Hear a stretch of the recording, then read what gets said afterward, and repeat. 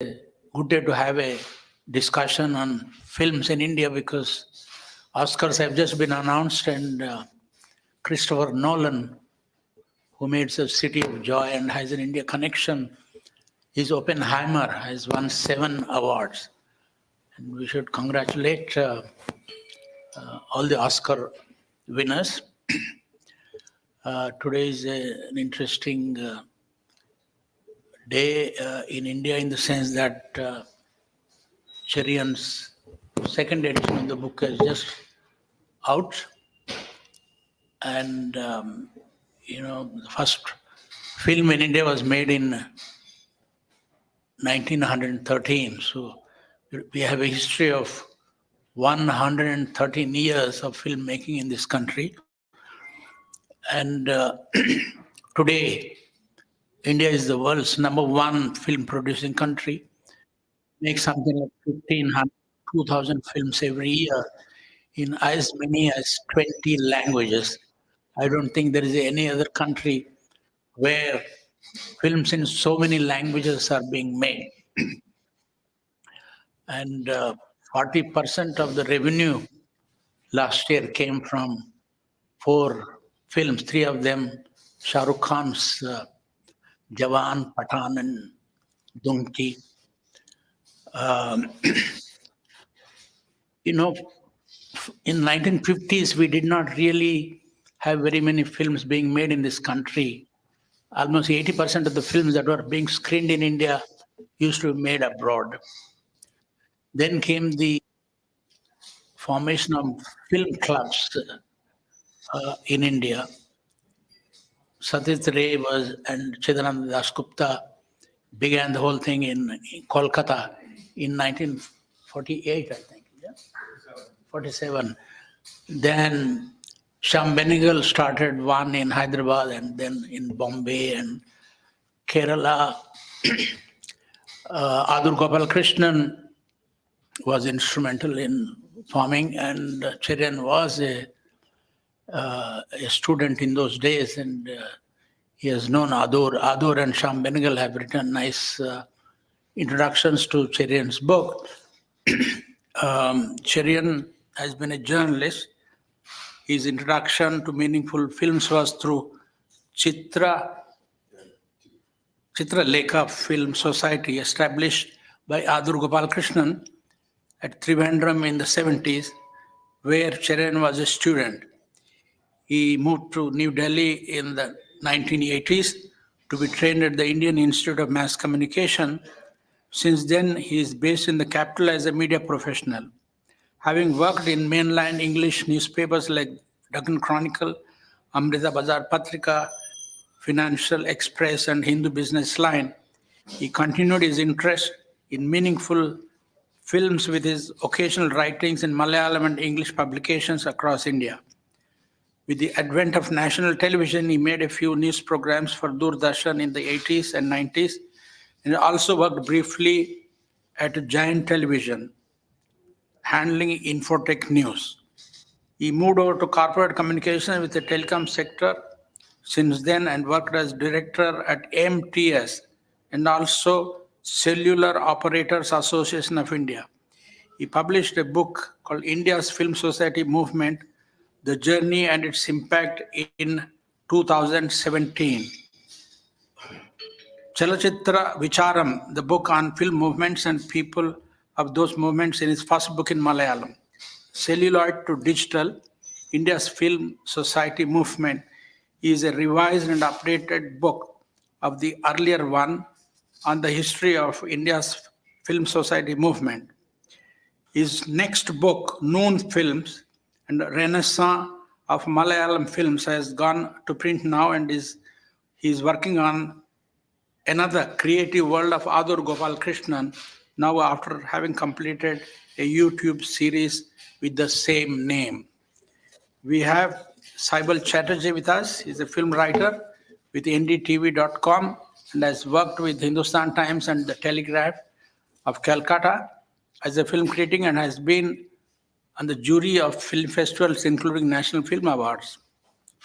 Mr. Butalia has not been able to come. May I request Cherian to introduce Mr. Radhakrishnan.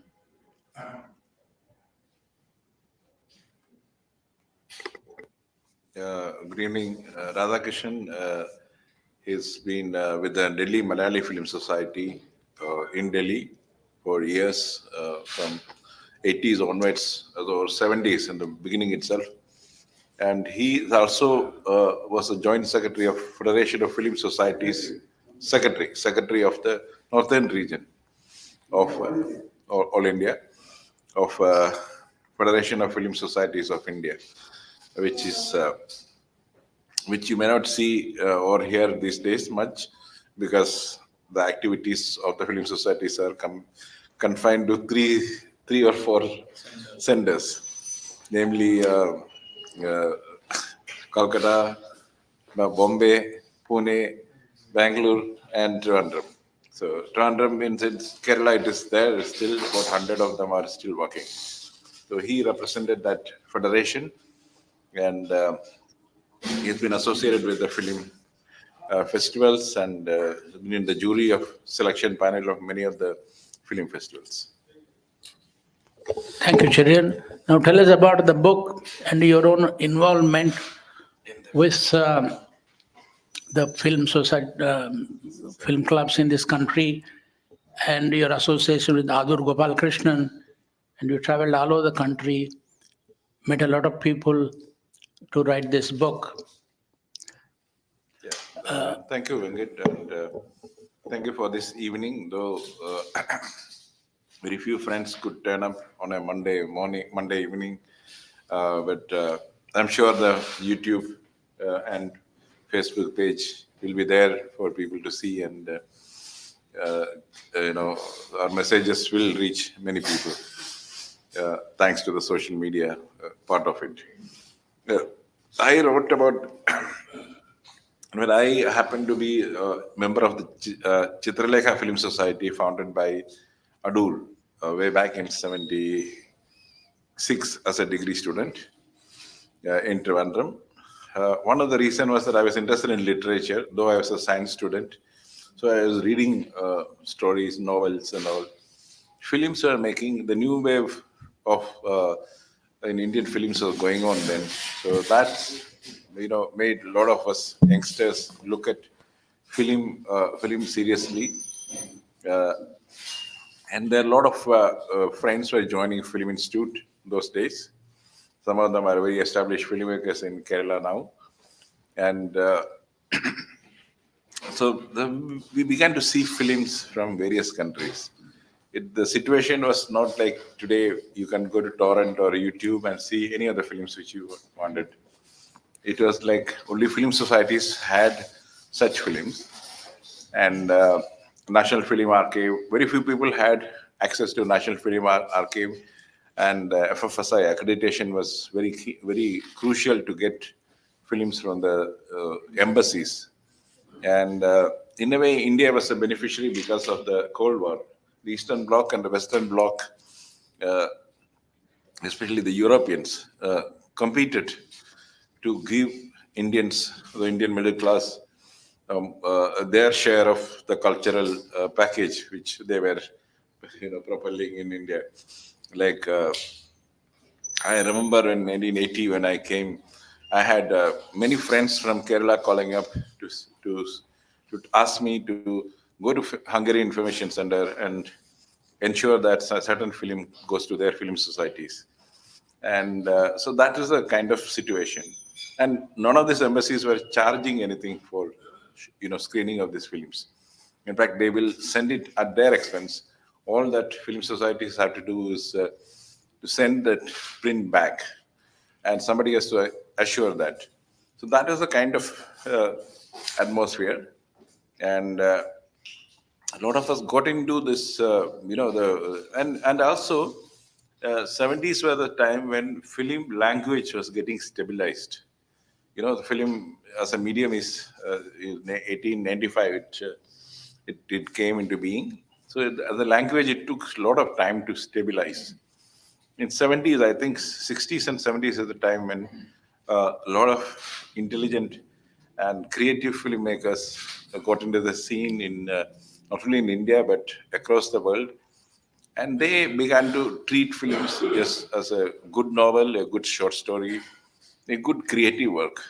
So that's where the film society became important, because that kind of films didn't come to necessarily come to the theaters, normal theaters.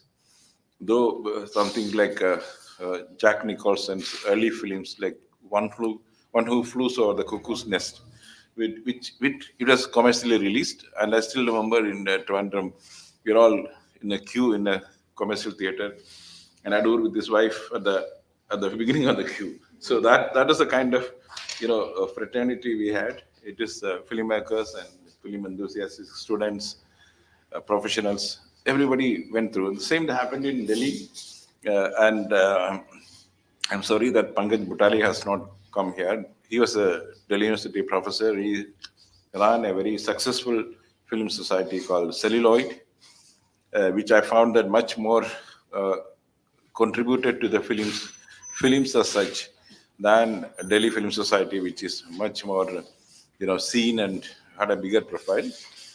And behind all these things, you'll be surprised to know that there's a lady called Mrs. Indira Gandhi. She was the prime minister, and I'm told that one of the social secretary's job, like Usha Bhagat, Madam Usha Bhagat, her job was to identify one good film for her in a month and ensure its screening happens in the basement theater of Rashtrapati Bhavan, which during the interviews with very many people, especially his Mrs. Gandhi's cousin Gautam Kaul, he couldn't come because he's too old, and after COVID he is not moving out. He's an IPS person. The first is Mrs. Gandhi's first cousin. Gautam and Usha Bhagat used to take Mrs. Gandhi to such films, and I asked Gautam how come she inherited all these things.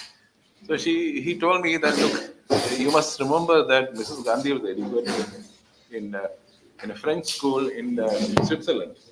So such inclinations are there, and for people who goes to French schools, because the French are in 60s or even earlier than that, the French claims that they invented the film medium and give it to the rest of the world. So they were very proud of the medium as such. So she supported Film Society movement, and of course Nehru, as Prime Minister too, brought a British film scholar called Marie Satan, who in 55 itself, when Padre Panchali was making waves in India, she just came, and 56, I think, first quarter, there was a seminar, national seminar, addressed by Nehru, and with Raj Kapoor, Devika Rani, Prithviraj Kapoor and Devika Rani were the directors. That seminar was told that, look, India needs its idiom in films, and you people have to think about it, you people have to work towards it. He also said that we as government had a committee called S.K. Patil Committee in 1951 itself, which recommended film training institutions and, of course, sensitization, using films as an education tool, for which Marie Satan was the consultant. You'll be surprised that she was consultant not to INB ministry, but as to education ministry. So that's the kind of involvement both Nehru and Mrs. Gandhi had. One as a prime minister, second as an individual. When she became the INB minister, I was told that there are a lot of problems with import of films. And even if you import, then there was censorship. Censorship was much, much tough those days than what it is today. So people went to her, and she coolly said that, look, it's only for film societies. You want to show this film? They said, yes. Ask Manikda, that is Satyajit Ray, to write me a letter. So Manikda was the president of Federation of Film Society. He was ever applying to such requests. He wrote, and Mrs. Gandhi and told on the letter of Satyajit Ray wrote that this may be done. And there's also a story about how Indian New Wave happened, because 65, 1995 onwards, the Film Society, Film Television of India, the FTI Pune, began to train the students who are there came out. If you know the names of those students, Adur Gopalakrishnan, Manikal, Kumar Shani, Subhash Ghai, Asrani, all of them, all of them are figures on there and on right. They were not from the film family background. Manikal had an uncle who was a filmmaker, but everybody else was, middle class professional. Shatrughan Sinha later. So such, random selection of people who highly spirited about films began to happen through film institute, and this film institute people began to make films. And Mrs. Gandhi didn't leave it at that. There was a film finance corporation established, I think, in '68 to give money for production of good films, and mostly to the FTI graduates. And the first big beneficiary was Mrinal Sen, who is not with the FTI. There's a story that he was going for a lecture, and Mrinal Sen was going to a lecture in Pune, and he was waylaid by one of the Film Society people, his friends in Bombay. He said, "Look, there is an opportunity to make a film in Hindi, and you need to do the brief today itself, one day, within a day." He sat through and wrote Bhuvan Shom. And then it was going to be in his name. The money, 1.5 lakhs, was to be in his name. So, like any government department, they wanted a surety. And Munalda, those days, he was a refugee from Bangladesh. He didn't even have a house. He was a rented accommodation. So, news or information went to Mrs. Gandhi and told Mrs. Gandhi, this is narrated to me by Gautam Kaur. I narrated in the book also.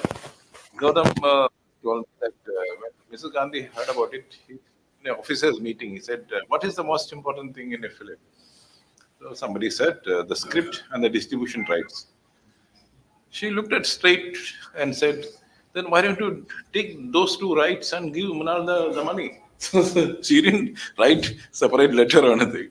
Just said, that was enough. Mr. Munalda was given that money, and Bhuvan Shom was a big hit of those days. I'm sure you lived through that, this thing. It was a Hindi film, not a Bengali film. It was a big hit in North India, and that enthused FFC also to fund more films. Then came Uski Roti of Manikal, then Adur's film Swayamvaram, and Kumar Shani, who died last month, 2 weeks back, his film Maya Darpan. I was really surprised that they both made their first film and they were competing each other in the National Film Festival. And it so happened that Adur bagged in the last minute. It was an entry from the sides because the southern committees rejected such films. But I think I.K. Gujaral had seen that film, so he referred it to the jury. So, but for Swayamvaram, Kumar Shani's Maya Darpan should have been the best film. So that's the kind of things which happened those days. It is all excitement. And Malayalam film is what it is today, thanks to that 4 awards to Adur. And Adur is what he is today because of that. It was all by chance. A lot of people in Kerala say, he did this, he did that. I don't think those days, pre-digital era, you had that kind of, connections and with the bureaucrats or decision makers. The fact is that the system was looking for such films. They wanted to encourage such films, and they saw this as an opportunity to modify the content and also the what you call the sorry, not only the content but the technology of filmmaking in India. If you see the films which are made in 60s and 70s, and if you come to the films of even commercial films of Mr. Subhash Ghai, who's also contemporary of Adur, you see the marked difference, in terms of approach, in terms of content, in terms of cameras, editing, music, everything is different because they have been exposed to the best of films across the world, thanks to the FTI. And the same thing happened to many of them. Sujit Sarkar, he's a celebrated Hindi filmmaker. He's a Delhi boy. I saw him hanging around in film societies in early 80s. He keeps saying that I owe it to the Delhi Film Society circuit, my film career. So that's a kind of, because that exposure excited a lot of people and they went about making films which are different. They might take, like Piku, the film was a big success in box office also. They should have adopted some of the format of commercial films, but they're not crass. These filmmakers are not crass filmmakers. They use their creativity to reach maximum people. They are not, making films just, just to titillate, which was there, like a cabaret number, a rape number, exotic locations and hero and heroine singing. That is gone now. You know, even in the, this film which is about. Uh, by the way, Rajkumar Hirani, he's also a Film Institute product. Because once you go through this exposure of good films, your approach to filmmaking, your approach to uh, the whole technology of filmmaking, subjects, everything changes. Yes, but everybody cannot be in the film institute. So, so a lot of us, I also tried in the film institute when I got into Indian Institute of Mass Communication. Uh, I had a fight in interview with the Shambhini. So that's why I didn't make it there. So I went into IFC. So there, see, so people were excited about the medium, and thanks to the Film Society movement. If you see films like Ingmar, Swedish filmmaker Bergman, or Italians like Fellini, Jessica Fellini, Oswald Kurosawa, you will realize that this is as good as reading a good novel or a good short story. They are also talking about human situations and human predicaments in various situations in various countries. And film, the best thing is they capture it for the entire world. The celluloid captures it. The digital also captures it for the entire world. And with a subtitle, I could see any of the Latin American films. It never bothered me that it was in Swedish language or a Spanish language, because the subtitle helped me to understand what is even the conversations. So human situation across the world is the same, but it manifests in a different way. So that's the things which film societies uh, gave it to those people. But what happened, if you remember, if I remember it correctly, in early 80s, till the National Doordarshan came, the Film Society, Delhi Film Society, Celluloid, all of them are big crowds. Once the National Television Network came, they also began to show some other films, like Rupi Patak's some of the films are shown in the early days. It was almost like a Film Society show in the night. They will show it in the late night, later Sunday afternoon. So people began to do the whole system, and the people began to identify that this is what makes a good film. So that's what the Film Society did.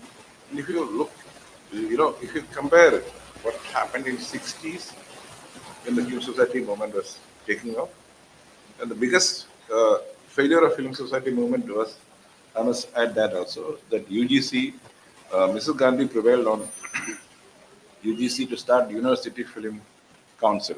But like every university, every college must have a film society. And she said if somebody has a 16 projector, the UGC was going to give them 5,000 rupees, and you can show the films and be happy. And they will ensure, FFSI and government will ensure steady supply of films every month. That was the arrangement. But some other, UGC is a huge organization with a lot of bureaucratic handles, so it didn't take off. If that also happened, I think. But after so many years, if you look at any other universities, Most of them, a lot of them have film studies. If they don't have film studies, there is media studies, and one subject is film. So that's the kind of impact this whole movement had on the society and our approach. One of the reasons why uh, we get excited about Oscar, people winning Oscar and all, because technologically and approach-wise, we can do the world's best, given the right ambience and given the right creative persons as a team, like director, the cameraman, the editor, all of them to put together. So that is this situation came in after so many years of people, two generations going through all this, process of film society. This book is on that. What has happened now is people have done away with the film division. Film division, I was really surprised to find that film division had a chief called Jean Barnagari, who is a French Indian. His mother is French and father is Indian. And he was in UNESCO, but he was always a consultant of film division. And he had a very close to this. The way he went about documentary, pushing documentary in India. I don't know how many people remember Sukhdev as a documentary filmmaker. His film on the 25th anniversary of Indian independence was seen across the world. And that had a critical approach to the government, which you can never think these days. The government money is utilized to make a film critical of the government. When Mrs. Gandhi allowed it, but she said, look, I want other voices to come in to the public. Let me know what is their response to it. So people, that was the situation. And Jean Bhavnagri, not many people know about him. Very, very sad. He was a very dear friend of his editor, Dilip Padmankar. He was also editor. They were in Paris. And he was the only one to write a obit when Bhavnagari died in. But I didn't know whom to contact. Then somebody, I think Sahmad Ramrahaman, put me on to Bhavnagari's daughter, who is in Paris. And she put me on to somebody who's written a book on how Indian documentary evolved. He was a Croatian, did a PhD thesis on using films as development communication in India. The book is available in India also now.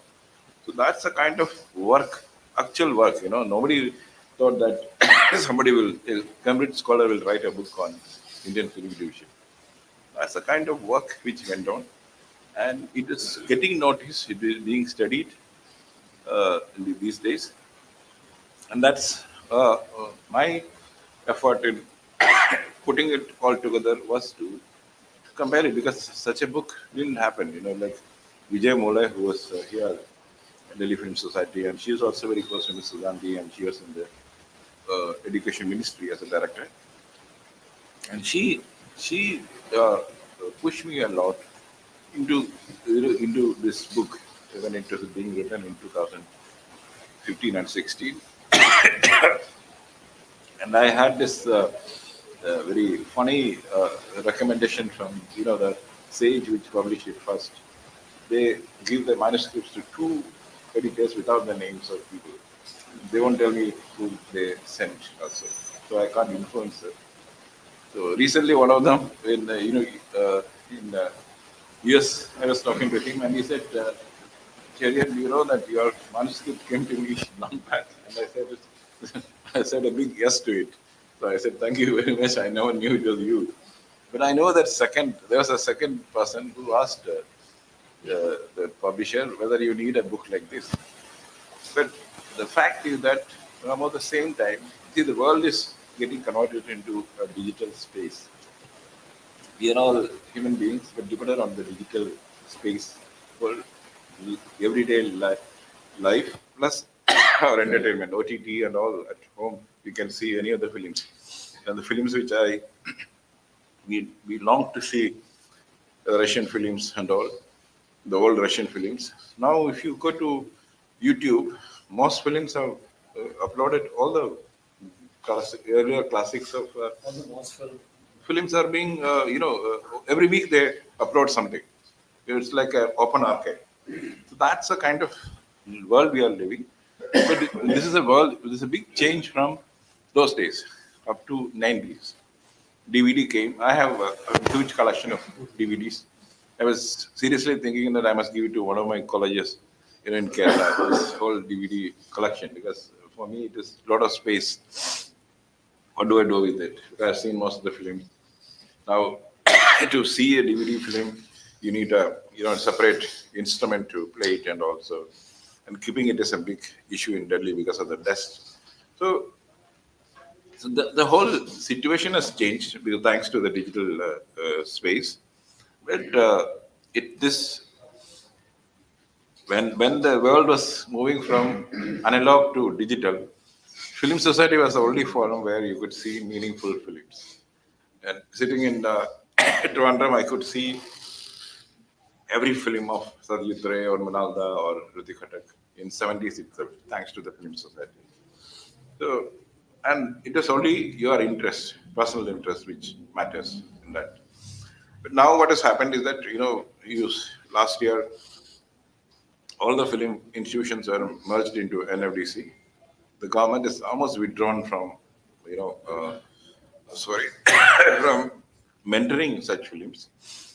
For them, it is like you can make any kind of films, it's fine. As long as it's pro government, it's fine. That's the kind of attitude which has come in, which is very sad.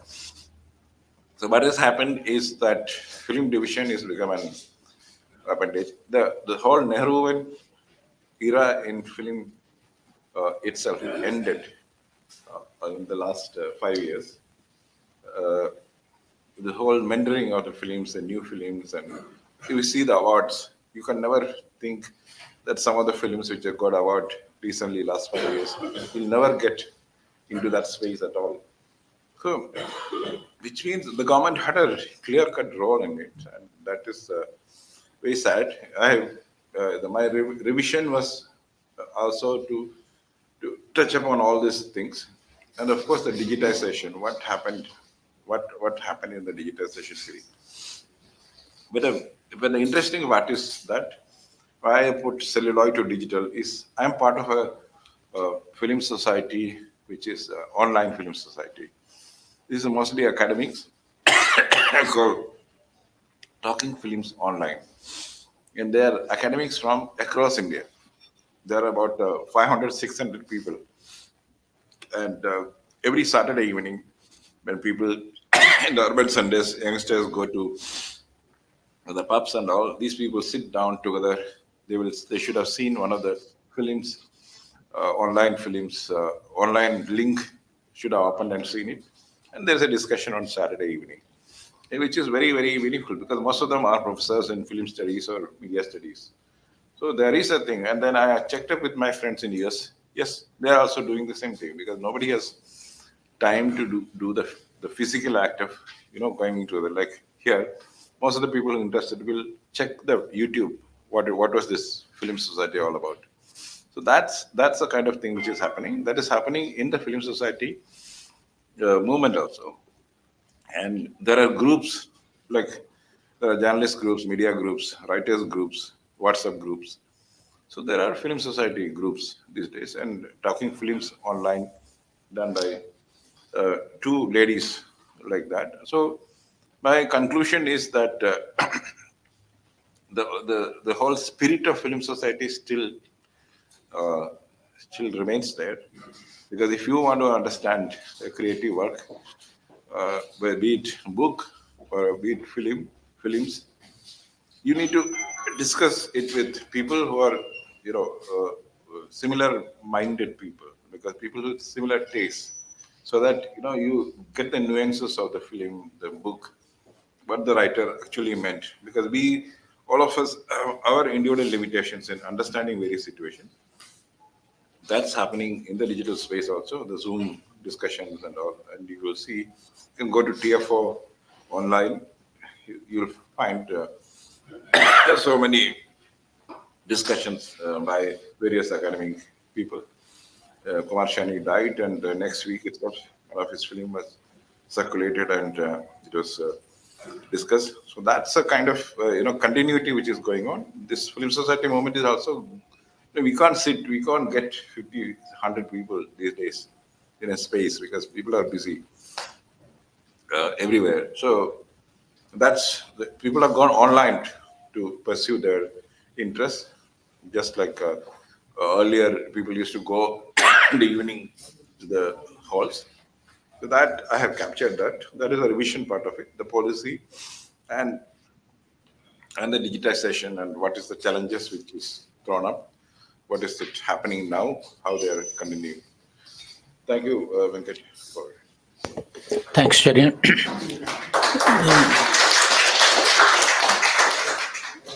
The fact remains that it is the film societies which were primarily responsible for educating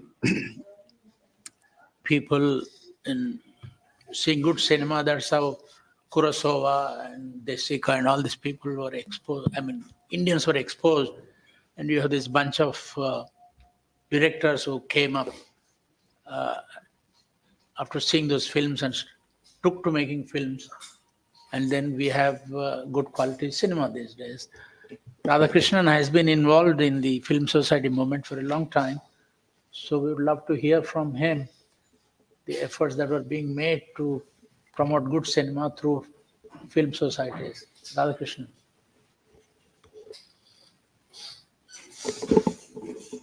Thank you, Mr. Venkat, for giving me a chance to talk on Film Society movement.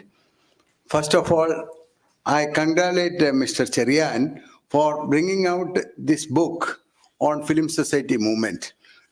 This is the second edition. The earlier edition was about 7-8 years back, so I read that book completely.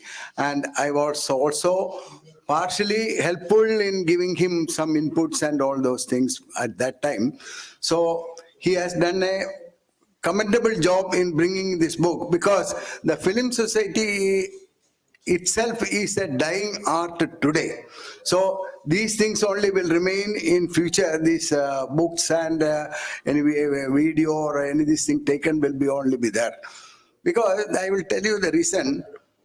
The relevance of Film Society is no more existing today. Because why you want a film society? Earlier we used to ask when they used to come, because I was the secretary of the Federation of Film Societies, and that time many people used to come for the membership. So we used to have a question, why you want? So they will tell, we want to see good film, this film, foreign film, all those things. But many of the people that time used to come for watching the foreign films which had the nudity. That was the main thing happening. So we used to, because then some of the people come, they just don't know the read English, the subtitle they don't. So why such people can become a member? So this way we used to reject. Even the film societies in Delhi, like Delhi Film Society and our Delhi Malayali Film Society has exhausted, because we had at that time a limited screening seats, because we used to screen in the Maharashtra Rangayan or other where we could not accommodate more than that seating. So we restricted the membership after some 800, 850. Then the applications were kept in pending and all those things.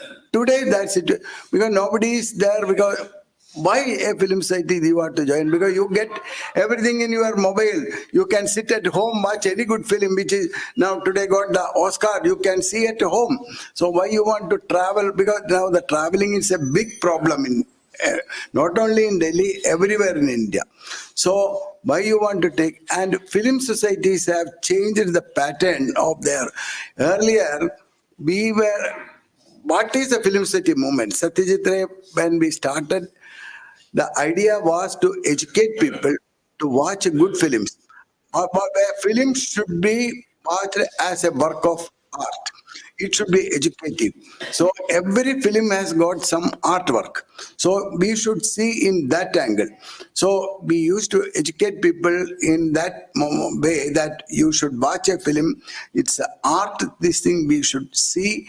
And then we developed a group of people who are interested in this thing. But of late, what happened when Satyajit Ray started the Film Society movement in 1948, the idea was after the World War, so they were showing some foreign films in the barracks of the Bombay for the army people. So when he has seen these things, that he wanted the foreign film also should be shown to our members, and then he started the Bombay Film Society, and then in Calcutta and with Chand Dasgupta and all started Calcutta Film Society. Then Patna, Vijay Group started the Patna Film Society, like that, and Delhi later only they started the Delhi Film Society, like that only it came into the existence. So when the film societies, then the growth became in in the early 70s, it became a mushroom growth. Number of societies came up and all those things, because different ways they were coming up. Because each film society has got their own motive why a film society started. Even I tell you why our Malayali Film Society started. And we started because earlier we were, as Delhi Malayali Association, we were showing Malayalam films, showing and getting a Malayalam film festival and giving awards and all.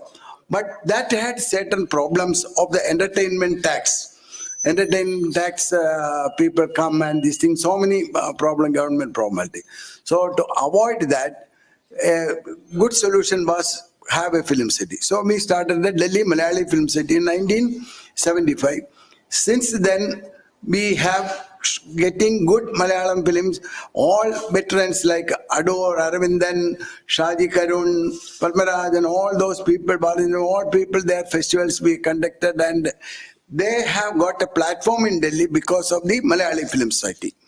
And that time, we had a good number of people like V.P. Ramachandran, who was the general manager of UNI, and Madhavanguti of Madhrubhumi. And such people were helpful, and they were the pioneers in running the film society. And Madhavanguti and VPR used to get any film actor, film director on a phone call. So that was the situation that time. So we developed. And then slowly what happened after 1 or 2 years, we thought, why only Malayali films? We should move to the other this thing. So we became a member of the Federation of Film Society, and we started showing films to the films of the other languages to our members. So that created a very good appreciation among many of the members. Though many of them will only come for the Malayalam films, because even from the other languages like Kannada, Tamil, Telugu, or Bengali, Marathi, all those good films were coming, and that we were promoted. Then, of course, the foreign film. So by this showing this film and involvement with the federation, I happened to enter into the federation and became the regional secretary first for a few years, then became secretary on the level, and I continued for about 25 years. And then of late, when the DVDs came, because the problem started with this thing, because when DVDs came, earlier we were getting only the 35mm films, that big box, and we have to carry, when a film show is there, the film will be sent from Chennai or Trivandrum, and we have to go to the railway station or airport to carry so as a film city, we literally carry the box to the theater last minute, and this thing, so much hard work we have done. And with that, this thing, we developed a good equation with all these filmmakers and the film lovers in Delhi. Because many of the people who were earlier here, they know what all the difficulty we face and how we have developed this culture. And as Mr. Cherian told, when the Federation Film Societies, the Delhi, when it started, the promoters were, one is Vijayamurthy from Satyajit Ray Manalasan, Chidananda Dasgupta from Calcutta, and Basu Chatterjee, Basu Bhattacharya from Bombay, and one Seth was there, he is also from Bombay. Vijaya Mule, Ammu Saminathan, Usha Bhagat, all these people were involved in this movement. IK Gujarat. So, of late, Indira Gandhi became the vice president of the Northern region, and IK Gujarat was the treasurer. And till she became the prime minister, when she was INB minister, she continued. So then she resigned, and we could have a good relationship that time. And Satyajit Ray, as he has told, getting the censorship exemption, so the Indira Gandhi has helped a lot. That they told that if a film society is watching a film and only for educative and cultural purposes, it should be given the censorship. Otherwise, a foreign film has to undergo so many cuts, so which they were not ready at that time in the foreign films. So they were giving the exemption for a limited period, 5 to 6 months, then they started giving 1 year, then 3 years, then indefinitely also. But that created a big problem among the film society members, because some of the office bearers of the federation started showing a big brotherly attitude. This is started mainly in Calcutta, because the Calcutta, that there was a film society called Cine Central. So Cine Central, that when Alok Chandra was there, he started a film festival. When he started a film festival, they have to get exemption. So they could not, at that time, a film society directly cannot apply for the exemption. Only federation can apply. So the Eastern region told that we will not apply you this, that created a lot of problem for him. So then I was pleading that if a film society is working anywhere, if they are doing a good job, we should help. And then he used to write to me, and I used to get the exemption for them.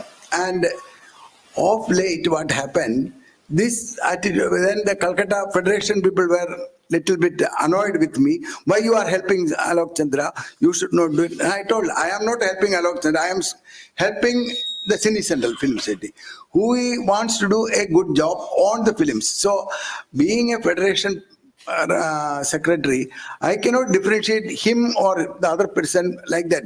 You are giving to others, but not for him. This is a wrong thing. But later what happened, then this issue he also took up with the ministry, and then a committee was formed under Shyam Benegal and other people to review the situation, and Shyam Benegal recommended that any society directly applying or for festival or screening should be given, provided they undergo the procedures of properly previewing with a proper preview committee who had the knowledge of the films. So this started, and now today what happened after that, anybody can get any society or any other organization, they can get censorship exemption with these conditions if they follow. This is one good thing I suggested, because the big brotherly attitude only created the problem in the federation. Now, federation also, at that time in the beginning, we had divided the federation into 4 groups: South, East, North, West. This is as per the Ministry of External Affairs has divided among the embassies also, because this will be easy to communicate. So this division, when continuing and it was working well, suddenly a group of people in Kerala, though they had said that we are more society, a separate region should be given to Kerala. which I also objected, because their separate region for a state giving is not correct. It should be in the region wise. Their regional status to a state giving. So with that thing, I had a rift with the Kerala Film Society people also. And then I told the other alternative, then abolish the region office, completely abolish. Give all state-wise, Kerala state, Chennai state, or Madras state, or Karnataka, or Delhi state, all these things. So again, the problem started because Delhi state was opposing me. Because by that time, Delhi, we had society, but there was film societies in Rajasthan or Punjab, only one society. So they were telling that we have now this thing, so we will not agree to it. So that also did not work. Then finally what happened that that moment also is still hanging, but still they have recommended that the state level of federation, a central office with the state levels. This is the recommendation now, but it is not approved yet. It is still in the hanging level. Now the Federation Film Society people, they have changed from watching the films only that level, but they stopped the discussion or other activities, allied activities. That has created a problem for further development in the film society movement. Now what happened in Delhi, at one time when 86, when I had taken over as region secretary, we had about 42 film societies in the northern region. And today, we don't have any film, only 2 societies are there. That also not film society, that is film clubs, Habitat and India International. They are only showing films for their own level. It is a club, not a society even now. So the society movement is completely gone in Delhi. In other parts also, Bombay, there are 2-3 film societies are there. Kerala, they claim they are more than 100, but hardly 10 societies are working. They are only showing films. And in Chennai, there is only 1 society who is showing a festival and screening films. And in Calcutta, there were many societies, all gone, only 1 or 2 societies are still there.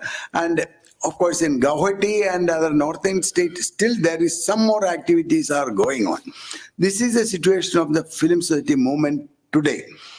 I am just making clear that don't think that it has got a future unless we change the whole setup and should have a separate thinking how to make it. If it is not film society, it should be a study group, and it should be in other way we have to revive, means in another formalities we have to think it. So the book which Cherian brought will give you a good thought, because it is a history and many things he has explained is very well this thing, but I have still one complaint. He has, though he was not a member of the film societies in Delhi, active member. Maybe in Kerala he might have been member, but Delhi he was a permanent invitee of the Malayali Film Society throughout. But he did not mention about the Malayali Film Society in the chapter itself, which I... There'll be a 3rd edition. No, even in the first edition I told him, but he forgot it or omitted. Being a Malayali, I don't want to bring it, but maybe it is his view.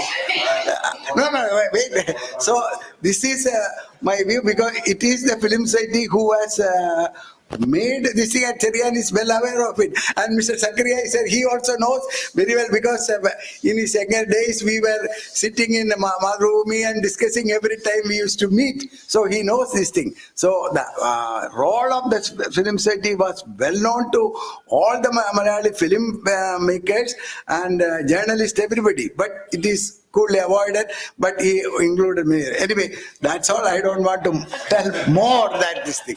Thank you. I think Radhakrishnan, he has included in the 2nd edition There is even a picture. I think you should have a look at it. May I now invite? Not a picture, but about the film, Delhi Film Society celluloid chapter all he mentioned, but not Delhi All Malayalam right. Film Society. as a Third edition, we'll update. Third edition will come or not, God only knows. Saibal, can you please now speak? Thank you. Okay. Yeah, so now, since we've got a vast historical perspective on the film society movement, I mean, I'll play the devil's advocate and, say, I mean, he's right that the film society movement is dead. I mean, it was, I mean, it did what it had to do when it, last year, when it sort of was functioning. Today, I think, see, one, we have to understand, like Venkat said, that, we produce 1,500 to 2,000 films a year, and 40% of the revenue came from 4 films.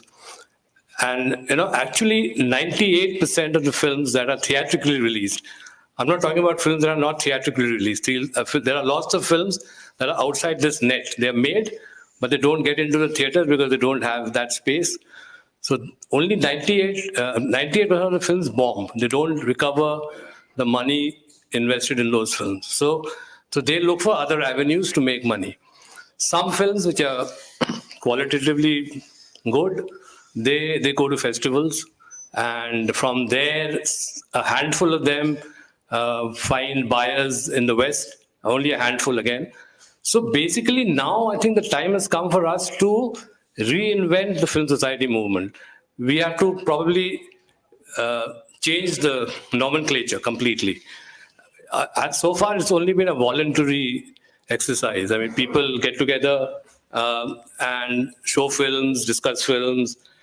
Today, the time has come to create a commercial space and follow all the rules that have to be followed. I mean, you have to take permissions from the government, pay income tax, whatever. But now there are a whole lot of films, and I talk to independent young filmmakers who just made their first films, and they all sound so dejected. I mean, they don't see any future. They say we made one film, and we don't get into the theaters. The streaming platforms are not willing to touch us because we are not getting a theatrical release. So the streaming platform will touch you, will take your film only if you have a big name attached to the film, a big director, a big star, or your film has been released theatrically and it's run for a couple of weeks, 3 weeks, and people are talking about it. So there's a buzz, some sort of buzz around it. So those are released. And there are hundreds of films outside this charmed circle. It's a very small circle. And so those films, we actually, as film lovers, genuine film lovers, you're not like, I mean, the RRRs and KGFs will take care of themselves. They don't need any film club or film society. So we just need to create spaces in every big city, every small town, wherever there are people who want to watch. See, now, I mean, it's all very well to say that, we get to watch a lot of Malayalam films or Marathi films on the streaming platforms. But even there, unless a Malayalam film has a Mammootty or a Mohanlal or a Tovinder Thomas or a Kunchako Boban, you have to have names. Absolutely no-name films don't get onto the platforms.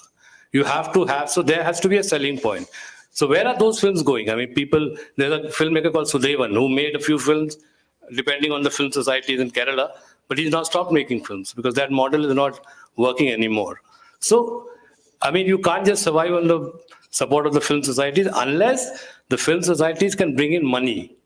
So if you make a small film which costs, say, 40 lakhs, I'm not even going, today any decent film requires at least 1 crore to 2 crores to make. But you can still make a good film with no stars, no spectacle for 40 to 50 lakhs. So how does a young filmmaker who's making films in this country recover that money? Because the theatrical circuit is not supporting him or her. The streaming platforms are not. There's no film society which can create a buzz around those films. Only a handful of them travel to festivals abroad. And so what I would suggest is, and maybe there should be a third edition talking about this. We've heard about the past. We've heard about the present to a certain extent. What is the future? I mean, there has to be a future. Any movement that you started has to move with the times. You can't now be talking about the Satyajit Ray era because that was a different era. There were fewer films and fewer films to compete with. Today you have the RRRs to compete with. So how do you compete with a film that big? And today also, I mean, the Oscars, if you people woke up at 4, 5 in the morning to watch the live telecast, I mean, the only Indian connect was the RRR, the Natu Natu song playing in the background. So even the West, it's all market driven. So today, even the Oscar winners, I mean, I personally would have given the Oscar to Martin Scorsese and Killers of the Flower Moon and not Oppenheimer. But there's a marketing reason for it. I mean, now the West wants to look good, and they want to talk about, you know, what Israel is doing in Gaza, war and, you know, peacemakers and, you know, so all that. It sounds very good, but it's all part of a larger marketing strategy. This is not, they're not serving art. I'm not saying Oppenheimer is not a good film. I reviewed the film, I gave it 4 stars. I loved the film. But there's the politics behind that film that you have to also understand. Killers of the Flower Moon in America, people loved it. The actress was the first Native American actress to get a nomination, an Oscar nomination, Lily Gladstone. They will only pay lip service, but no Oscar. So Martin Scorsese's film had 10 nominations and not a single Oscar, because it's talking about a dark chapter of American history that they don't like. You talk about the rest of the world and, you know, how Indians are living in poverty and how, you know, all the problems have to be outside the boundaries of the US. So that is what the world has been reduced to, because any industry that controls the business will control how films are consumed, what images are sold to the world. So Netflix, again, I mean, I come back to, again, one of my pet peeves. When the multiplexes came, I mean, I was one of the first journalists to write a story about PVR. Anupam turned into the first multiplex in India. And I said, this is the future. Now, even independent filmmakers will find space in these multiplexes, where there'll be multiple screens, and 1 or 2 of those screens will be devoted to non-mainstream, non-commercial cinema. But within a couple of years, 3 years, I mean, the Karan Johars of the world, the Yash Raj films of the world took over. So every time there's a big film, all the screens are gone. So no independent film can get in. So the choice that was promised to us is no longer available. So when the streaming platforms came, again, we were told, now we will have choice. So now everybody will get to watch what they want to watch. But again, today, Netflix and Amazon Prime are playing footsie with Karan Johar again. I mean, so it's like, so the world, everything is commercial. So today, Netflix only ties up with big names. So what happens to these independent? So we now have to, as film society activists, I mean, we are probably too old to do anything, but the next generation will need to think of it as a commercial enterprise. Voluntary, the voluntary approach was good at one time when we were like a more logical country. Today, everything is money driven. I mean, I think I keep saying this all the time. Arnold Toynbee said somewhere that, you know, when money becomes the most important thing in a society, that's the beginning of the end of that society. So, and and history proves that. So we've come to that point in our history. So we have to reclaim that space that we had. You know, like, I mean, I discovered. I mean, I grew up in Nagpur. I wasn't born in Nagpur. I was born in Ranchi. I went to school in Nagpur, and the only films I used to watch were these crass Bollywood films and those, you know, Tarring Inferno and Ben-Hur and all that from Hollywood. And then suddenly, I mean, I shift to Calcutta. I go to St. Xavier's College. I become a member of Cine Central, which Radhakrishnan was mentioning. And you suddenly discover Polish filmmakers, Czech filmmakers, French filmmakers, and you see that cinema in India, cinema is wasted.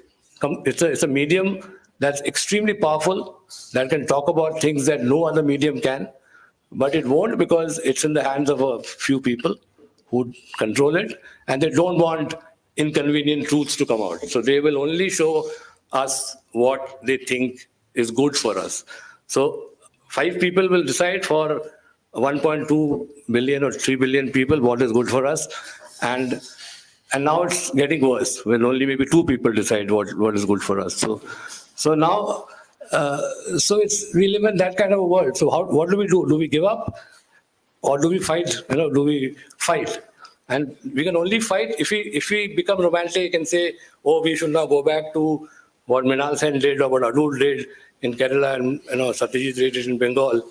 That won't happen. That won't work. Nobody's going to give us any space anymore, because now we have to come to the table with money, and if not with money, at least with the promise that there's some money at the end of the line.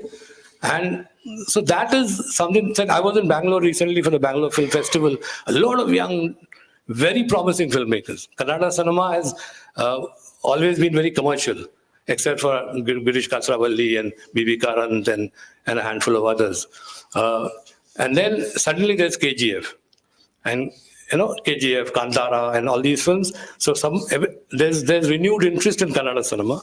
But where is that audience going? Is it going to watch these independent films made by these independent filmmakers? Very good films. I assure you, if you watch them, you realize that there's so much variety in this country in terms of what stories are being told, because there's no country in the world, somebody did mention this, that has so much cultural diversity. But what does Bollywood do? It sort of brings it into one little crucible and then packages it and sells it. So what do we have? We have gangster films, which are bad copies of Martin Scorsese gangster films. We have historicals, which are terrible copies. I mean, even worse copies of the historical film that Hollywood made. What do we have? We have musicals that are terrible copies of American musicals. And when somebody asks me why is that Hollywood hasn't been able to make inroads into India the way they've made inroads into France or Australia, Germany. I mean, 80% of the French theatrical market is controlled by Hollywood films. The French films have only 20%. It's the reverse in India. In India, 10% Hollywood and 90% Bollywood and other language films, Tamil and Telugu particularly. And so I tell them, because we make worse films than them. So two very bad filmmaking industries competing with each other. The worst one is we sort of outstrip them in the matter of producing poor quality consistently and celebrating it. I think Pushwan Singh wrote somewhere that India makes the worst films in the world and people love them. So we live in that sort of a country. So now a film society did its job at that point, but today it's now becoming more and more difficult because money is becoming even more important than it once was. I mean, government has abdicated its responsibility. I mean, there's no Tansen will now be recognized by a government. If you want to become a Tansen, you have to find somebody to buy tickets. So now classical, you go to Kamani for a classical concert. Most of the people who come there come with passes. I wonder how many people actually buy tickets. And that's what these classical musicians now crib, that ek zamana tha, people used to buy tickets. They used to queue up. Tickets were cheaper. Today it'll be like $500, 1,000 rupees, maybe even 5,000 rupees. And people will say, aapke paas pass hai? If you have a pass, they will come only with a pass. So again, that freebie culture also has come in. So that film society movement has to now get out of the freebie culture and get people to pay up so that filmmakers become interested. And there's an alternative stream that is created for independent filmmakers to have their films screened and monetized. Screening is one thing. I mean, you can get 5 people together and put up a television screen and show the film. But can we monetize those films? I think we can. And we'll have to all put our heads together. I know, I mean, it's like getting people in Delhi. I live in Greater Noida. Coming from there to this place will take me like 2 hours of my life. So now, how many people are that committed? How many people are that passionate? I might come, but most other people might not. So we'll have to decentralize it. I mean, get everything out from this Mandi House area and sort of scatter it around. I mean, do we have anything in Greater Noida, Gurgaon? Very small thing. If you want to watch anything, you have to come to Mandi House, to this part of Delhi. How many people will do? I mean, from West Delhi, nobody comes here. From East Delhi, nobody comes here. So I'm just talking about Delhi, and this is happening everywhere in India. It's all, so now we need to completely, I mean, what Cherian has done is fantastic because he's put the whole thing in this its historical perspective, and now we need to move beyond. And again, he has to probably write a third edition looking at the future and take help from younger people, in Kerala, in Bengal, in Maharashtra, and wherever younger people are, they will tell you what they need. See, we've played our innings. So we are, hum log slog overs mein hai, we khatam karo. So we have to move beyond, and I think that's about it, because these are my suggestions, because I think, this movement is stagnating because now the filmmaker does not see any value in it, because you have other avenues. So how will it regain value is only when they think, now I don't get into the theaters, I don't get onto the streaming platform. Now there's this group of people with a little bit of buying power, with some kind of decision making power, who can create a space where we can go and show our films. We won't make pots of money, but we can make, if I spend 50 lakhs on a film, I will gradually, over the years, recover that 50 lakhs and return it to the producer, so that he does not keep knocking on my door every month and ask for money. And so that is what we need to do, and just get out of this voluntary model and get into a commercial model.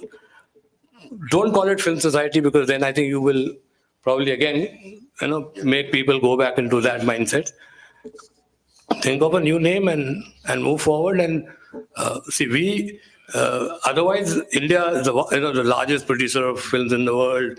We have, but how many people actually do you know that the multiplexes on an average annually, the occupancy is no more than 30-35%. Unless, you take all the big films that come, and then the rest of the year there are smaller films which are running mostly at 15-20% capacity. So it evens out, and the annual occupancy rate in India is no more than 35%. So 65% space is left, but even then, the multiplexes won't let smaller films get in, because that 60% shortfall they make up by selling popcorn. So their money comes from popcorn, not from the film. Sell popcorn and Pepsi. So that model is skewed. That model is completely skewed, and that's why cinema is not at the center of it. It's all marketing. So the Oscars are all marketing. So as somebody once said, that Oscars are basically a local American awards. Why are we getting so worked up? How does it matter? So let's have our own Oscars. France has its own Oscars. The British. They are, but bigger stars. Absolutely, everything is compromised. That's what I'm saying. So everything is compromised. Everything is a big sort of jamboree. Mela ho raha hai. So everybody is so now. Everybody wants to be shown their pastry kind of a scenario. Obviously, so you're absolutely right. So that's what's happening. So we have to. So now we are not fighting against just bad cinema. We are also fighting against bad economics. Where people are cornering everything and not sharing it equal. I'm not saying that there can be socialism in entertainment, but there can be some logic and some fair play. So, Sir, actually, the idea is very great. It used to be film division. Then all this, whatever you're suggesting, the only thing which is required is financials, basically. Absolutely. And information to the people. They're a young generation. They have no avenues. They go to the pubs in the evening. If you give them good cinema, if you give them good memberships, they might come in. People are ready to spend. People have money. They have buying power. Yeah, they do. They Absolutely. can spend $100 in the night in a pub. They can jolly well spend some money monthly. No, but they will do that only if you spread awareness, get them interested. And that will take time. It won't happen overnight. Just because I say that this film is good, come and watch it, they won't. Unless they themselves are convinced. This generation is also like that. They're very, so that's how it will be. So It can be created. absolutely, that's what I'm saying. So it can be created. Only people who are passionate about this industry and this art form. See, industry is also very. Why should it only be an industry? It's an art form. It's like literature. It's like sculpture. It's like painting. You have to show Satyajit Ray and No, that to who, share a modern scenario. नहीं Satyajit Ray and all जिसको देखना है, they will watch. Yeah. So anyway, so now I'll conclude there. Yeah. Yeah, thank you, Saibal. Now questions. If anybody any question, kindly raise your hand. A microphone will come. Questions or any statements that you want to make? Yeah. Yeah, just a minute. Ashok? Well, I don't claim connection with the Film Society movement, except that my first remuneration as a journalist was used to pay subscription to Anandam in Bombay. Mr. Gopal Dutia was the moving spirit. And it so happened that very next month, I got transferred to Delhi. And being a news agency reporter, I didn't have the luxury of watching films in Film Society. Yet I ended up covering 4 international festivals, IFFIs, in Delhi. Because somehow, although as a journalist, I retained my interest in cinema. And I was posted in Bangladesh. And on my flight was Mr. B.R. Chopra, Jagat Murari, FTII president, the principal. And the first festival of Indian films were being taken place in Bangladesh, a long gap after the Pakistan days. And that was for me a launch to start with the first assigned to myself to cover the festival, and I kept in touch with the film stars there and all. It was invigorating reporting Bangladesh cinema to screen. I used to string for screen. That was a very exciting period in the sense that Ritik Ghatak was being talked about. His Tita Shakti Nodir Naam was just out, and it was being talked about, and it took a few years before it came to India. So for those few years, I was the only person who had seen Titash. Those days, seeing films from across the border was not very easy. I agree with so many points that Mr. Radhakrishnan has made. I was associated with Delhi Malayalam Film Society in the 70s, thanks to late VPR. And I was writing on this. So he said, you cover the report program. I said, yes, provided you give me a pass to the movie. Tum sala kya samjhega Malayalam? I said, that you leave it to me. I would like to see. And I must be probably the only non-Malayali in the Vigyan Bhavan. And seeing Swayamvaram and Nirmalyam and all those films and write about it, not about the cinema, but the events. Because you had Indira Gandhi, as you mentioned, and then Gujral was a friend of the Malayali society, and then Nandini Satpathy was there. So there was a period when Malayalam films came to Delhi in a big way. And I've been here more than 50 years. I can tell you arguably, no other cinema has done so well in Delhi as Malayalam cinema. No other, not even Bengali cinema, not Hindi cinema. You see, Delhi has not been a filmmaking center, but being the national capital, it has, and it used to host all these international festivals and everything. So Delhi became the attraction. And this is where your association played a great role. I must really say that. Then there are areas where personal initiative counts. In 1980, I was reporting elections in Gujarat. On a Sunday morning, a colleague took me to Malayalam cinema chalega. I said, let's see. I went there, and among the audience was Mrinalini Sarabhai and Mallika Sarabhai. They had come to see a Malayalam festival film. And I found out, and then I met the manager of that cinema was a Malayali. He's owned by a Gujarati. He was very happy with his manager. He said, what can I do for you? He said, sir, give me morning show on Sunday. And he would travel to Kerala, bring films for as little as 300 or 500 rupees. And I mean, what was Malayalam's population in Ahmedabad? Maybe 15 to 20,000. But that time, houseful. It used to be houseful because, single screen and good Malayalam films were being shown in Ahmedabad. Unheard of place, far away from Kerala. So these are things where initiatives count. And I don't know, it's sad to think that the film society movement is dead or dying. It's very sad. Then we are living in the age of OTT. And as you again rightly said, people go where the money is. Now, RRR, great success. Part of the distribution is being done by Karan Johar. The latest Malayalam film is in Poacher on OTT. One of the producers is Alu Bhatt. So, it is very, very clear.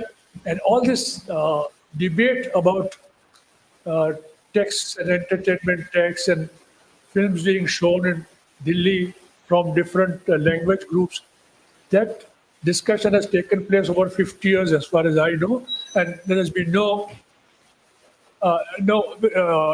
solution to this.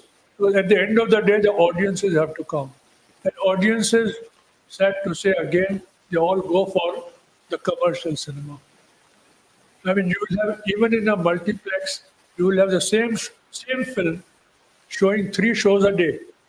Then it could show one day, and then you could accommodate 2 other shows, some other films, but that doesn't happen. And if it's Friday to Monday, that is the time of film's success or failure is decided. So it is again, money is the thing. And that is how things go. Thank you.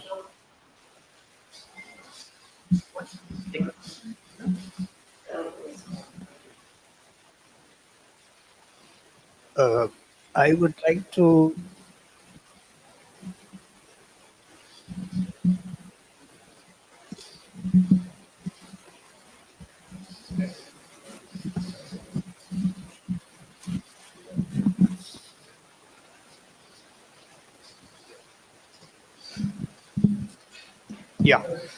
I'll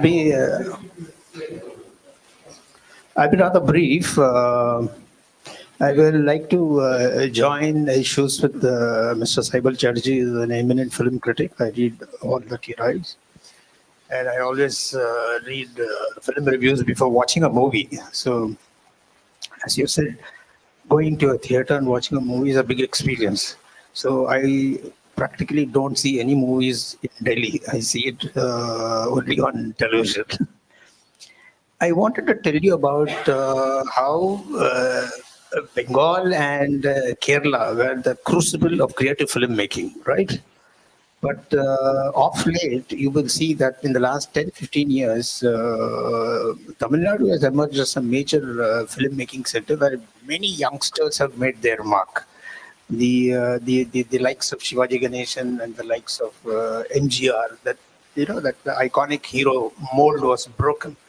And then this is a solitary example of one person who has become a big actor and a filmmaker. His name is Shashi Kumar. He wanted to produce a film on village feudalism and violence, and something like a Godfather type of film in a village setting. Now, he was looking for Rajnikant to make that film, and Rajnikant, as usual, is a very humble person, even though he's a very big actor. He couldn't give him any dates. Then he couldn't pitch on any other actor, and he said, only I can reprise that role and make the film. The film was made in 16 millimeters, blown up in 35 mm, and made on a budget of 16 lakhs with unknown actors, absolutely unknown. Even Shashi Kumar was unknown. But the film, which was made on a budget of 16 lakhs, without any film reviews, without anything, went on to make 5.5 crores or 6 crores in the commercial circuit in the film. And it was all by word of mouth. So it's the content, the story, the writing, the music. And the music was excellent in that film. And that also was a debutant music director called Vasant Kumar. And the movie is called Subramaniapuram. It's haunting melodies, and it's an outstanding film. You can watch it at any point of time. It really shows you what is the raw violence in villages in Tamil Nadu. So I just wanted to say that content is most important for a film, and not there's no point in talking about the Johars of the day who control the entire 2% of the film industry controls the entire industry. That's what I wanted to make. No, since you spoke about the Tamil industry, just one point. The Tamil films have just a minute. I mean, I'll just stay a minute. Tamil films have always been commercial. That's one difference, that they never had a parallel stream for a long, long time. It's only recently. I mean, maybe from Subramaniapuram. Now there's a bunch of young filmmakers. There's Paranjit. There's P.S. Vinod Raj. There's a young filmmaker, Avinash Prakash, who I just interviewed. So they are making films that are very personal. They're making films set in their own towns, villages, and telling stories from their own lives without any big stars. And some of those films are being backed by a big star like Dhanush. Okay, so Tamil Nadu has always had Rajnikant. Shivaji Ganeshan, I'm not talking about that period. Rajnikant, Kamal Hassan, Vikram, Surya, they're very, very big stars. So they sell and the per capita screens in Tamil Nadu is the highest in this country, or maybe at par with Hyderabad, with Telangana. And every week there are 10, 11 films that release, and all of them people go and watch. So there's the audience is very loyal to their films and to the stars that they like. That doesn't happen in the north that much. I mean, a Shah Rukh Khan film once in a while, a Salman Khan. Because I go and watch these first shows, and you go and watch. I mean, you can sense whether the film is going to work or not in that opening show itself. So there's the Hindi audience is like a little far more fickle. Tamil Nadu has a very strong culture of backing their own cinema, which is why they do much better, and they've always done that. There's been the only difference today is that the films have now become, they also have a parallel stream which they didn't have in the past. So I will just add to that. See, in Indian films, if you take the Bollywood films, we all think that they are the blockbusters and they make more money. But in reality, Telugu films are very rich and they are making much more money. First number. Then comes Bollywood. Then Tamil. Because Malayalam films came off late. Because Tamil was there in the beginning. So Shivaji Ganeshan, MGR and all had a period. And during that period only Malayalam films started coming up. And today, some of the Malayalam films are making very big budget and they are making money equal to that. See, even today, I tell you, among all the films which I have seen, the only one film which has gone to the national and international level today, reaching Drishyam, which many of you might have seen. It is because of the story and the line. Now, I heard that they are going to make this film in Bollywood, Hollywood, somebody. And they have given, Hollywood. Yeah. Original story anyway. Any original story, and that Jitu Joseph is the creative director and the screenplay, and it is his creation. And Mohanlal, of course, in that film acted well. And even the remake in the other languages made in Kannada, Telugu, Tamil, and in Hindi, nobody could beat Mohanlal that level. So that is a great thing that happened at this thing. So we have to appreciate that part. First of all, Cherian, many, many congratulations to you for doing this book and, enlightening all of us. To Saibalji, I was just wondering, you were talking of Martin Scorsese not getting awards, but if you remember in Blood Diamond, he got all the Oscars, So, and then you all were talking about the budget of a film, that a high budget film can be very fruitful. I remember a movie which was made in 2007 or 8. It was called Bheja Fry. It was just made with a budget of 15 to 20 lakh rupees. You can't imagine. and they made crores of rupees as their profit, So sometimes it can be like that. Yeah. So anyway, Bheja Fry. It was made by a group of young actors and directors, and it was shot within one apartment only, Anyway, so I just wanted to tell you, as you all have been saying about films not being given importance, having come from Doordarshan News. And I want to tell you that when I was with Doordarshan, and then there was Directorate of Film Festival, and of course, Ministry of Information Broadcasting, and films were given maximum importance at that time, Whenever the film festival, the Indian Film Festival was held, our special teams were stationed there for direct telecast, and we would interview the international personalities, national personalities. So maybe someone has to motivate the government once again that we have to create that kind of a hype, because we used to have a segment of what is happening at the International Film Festival of India every evening, and we used to have guests coming to our studios. Besides, there were 2 permanent studios at the venue. So maybe that kind of little mobilization is needed. And of course, as you have all discussed, and even our friends have discussed, that now, of course, with the coming of digitization, as Chiryan has also said, and then the OTT platforms and Netflix and Sony Live and Disney and so many others, So, and as you said, Saibal, that traveling is also a big issue in the cities, even if people want to go to the auditoriums, it is very difficult to reach, park, and they find an alternate method. So maybe Cherian can suggest something in his appendix of the book next time. Yeah, many thanks, Cherian, and congratulations once again. This query regarding the regional films showing in the television, this thing.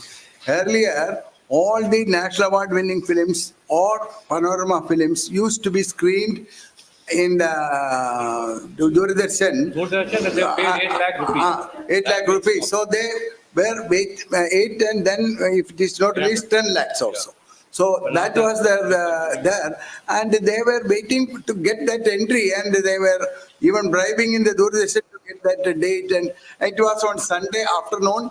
Then they changed into Saturday night and all those things. Afterward, they completely stopped. So we also wrote this thing, and I myself had taken a step for this thing as Federation Secretary, and I got signatures of more than 100 people, including Adoor and other filmmakers and all. Be represented. Adoor himself was very much interested in this thing, and gave the memorandum to Secretary, and he told he will look into it and this thing.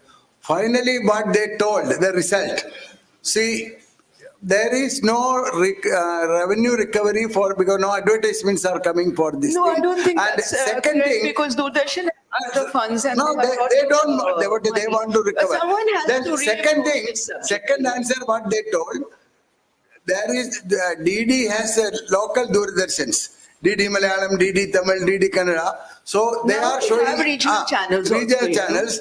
They are showing in that. So there is no point in showing. This is the what, and it is now a dead this thing. There is no point, and nobody to hear today. This is the situation.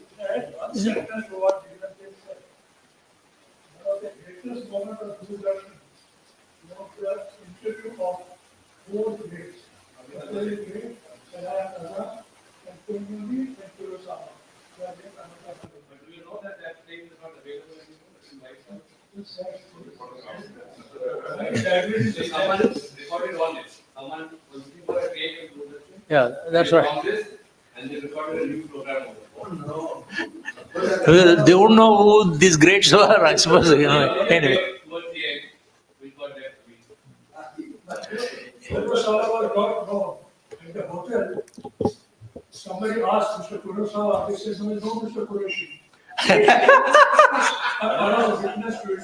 But today, if you watch the kids who interview people who come to Italy, Goa, I mean, you will die, you die of shock, not laughing. Because they don't know anything. That's true. And they will actually ask the filmmaker, sir, please tell me what you do, what kind of film you make. do some homework and come. That is happening to them. That is also, that is giving a lack of, I mean, the British media age, people depend too much on second hand, third hand, whatever. Anyway, thanks very much. Cherian, congratulations on your work again. And thank you, Saibal, and thank you, Radhakrishnan. And thank you, audience. As an appreciation, I'm happy to present memento to all the three of you.